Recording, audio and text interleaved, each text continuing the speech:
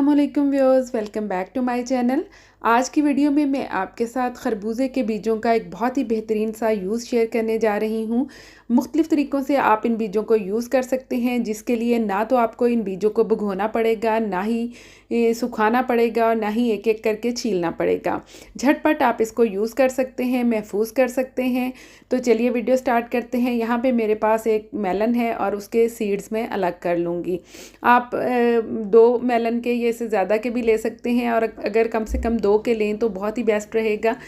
मैं यहाँ पे एक ही खरबूजे के बीजों को यूज़ करने जा रही हूँ। ये देखिए, इसके बीज भी काफ़ी मोटे मोटे हैं। ये कई किस्म के होते हैं, कुछ के बीज बारीक होते हैं, कुछ के मोटे होते हैं।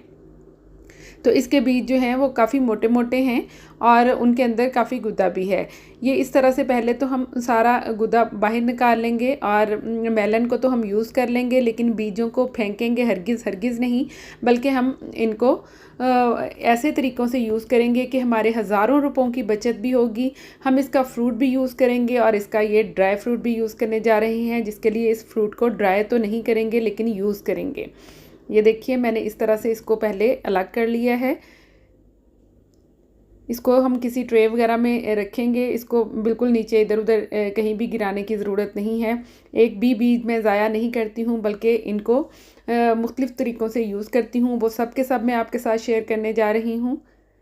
ये देखिए, पहले तो मैंने इसको जस्ट सेपरेट किया है और अब उसके बाद आपने कोई सी भी बास्केट ले लेनी है या फिर छलनी ले लेनी है। ये मैं साइड पे कर रही हूँ। ये इतने बीज एक मेलन से हमें मिल गए हैं। इस तरह की बास्केट प्लास्टिक की हर घर में होती है, नहीं तो इस तरह की आटा छानने वाली छलनी तो ज़रूर ही होती है। पहले मैं प्लास्टिक की बास्केट यूज़ कर रही हूँ। इनको भिगो के रखने की हरगिज़ ज़रूरत नहीं है। जस्ट ये जो गुदा है उसको हम इस तरह से हाथों से हल्का हल्का मसल के बीज अलग करके गुदा अलग कर देंगे। ये बहुत ज़्यादा टाइम नहीं लगता, 5 से 7 मिनट में ये गुदा जो है वो बिल्कुल अलग हो गया था और बीज जो हैं अलग हो गए थे। और इसको ऊपर से मैंने सिंपल पानी बहा के तो इनको वॉश कर लिया था। अगर थोड़ा बहुत इसके बीच में रह भी जाता है तो कोई इशू नहीं है।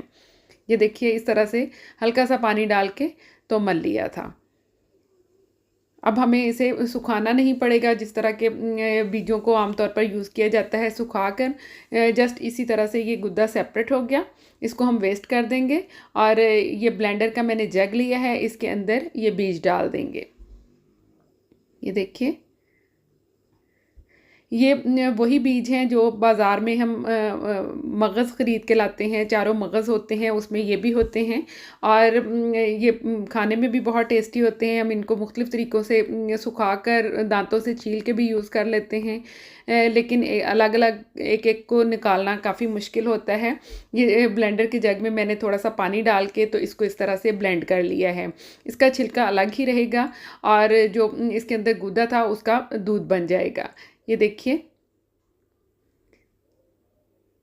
इसमें थोड़ा-सा पानी मैंने जग में और डाल के तो वो भी इसके अंदर ऐड कर दिया था और ये छिलका जो है ये बिल्कुल भी इस दूध के अंदर मिक्स नहीं होगा, बल्कि अगर कहीं नीचे थोड़ा-सा चला भी जाता है तो वो अलग से नीचे ही बैठ जाएगा। दूध के अंदर हरगिज़ मिक्स नहीं होगा और ये दूध ख़ासा गाढ़ा भी होगा। अगर आप 2 से 3 मेलन के सीड यूज़ करते हैं, मेरे पास चूँकि ये एक ही था इसलिए ये थोड़ा-सा मैंने इसको पतला रखा है, अदरवाइज़ ये बहुत ही थिक होता है।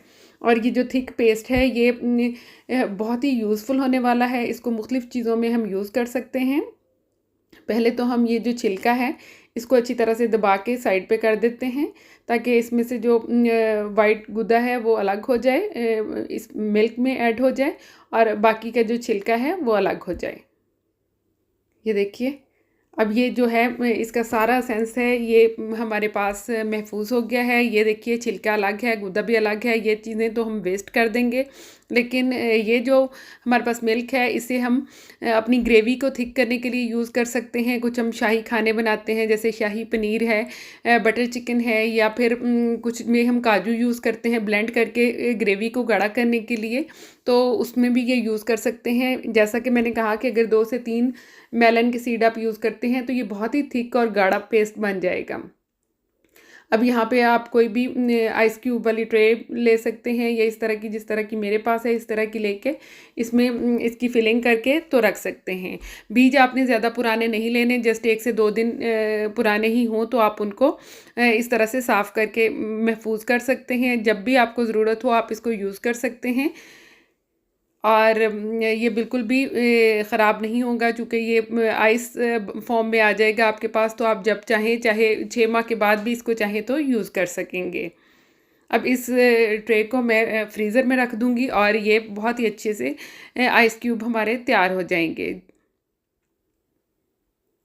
ये 2 से 3 घंटे के बाद ये जम चुके हैं, और इस तरह से मैं आपको निकाल के भी दिखाती हूँ। ये थिक ग्रेवी को थिक करने के लिए आप किसी भी सब्ज़ी में भी इसको ऐड कर सकते हैं, और मिल्क शेक में सिंपल इस तरह से ही आप रख दें, वो ठंडा भी हो जाएगा और जो इसके अंदर मिल्क है वो भी उसके अंदर ऐड हो जाएगा। यहाँ पे जिस तरह से ये मटर पनीर की सब्ज़ी है, और ये वाइट ग्रेवी चिकन की है गाढ़ा करने के लिए, या कढ़ाई में भी आप इसको ऐड कर सकते हैं। टेस्ट भी बहुत ही इन्हेंस हो जाता है, और इसके अंदर कितनी ग़िज़ाइयत है ये तो हम सब जानते ही हैं। ये जितने चाहें आप 4-5 क्यूब भी उसके अंदर अपनी सालन के अंदर अपने के ऐड कर सकते हैं, और इवन के स्मूदी वगैरह बनाएं या मिल्क शेक बनाएं तो उसके अंदर ये इस तरह से ही ऐड कर सकते हैं। गाढ़ा भी करेगा, टेस्ट भी बढ़ जाएगा, और ग़िज़ाइयत तो भरपूर होगी ही।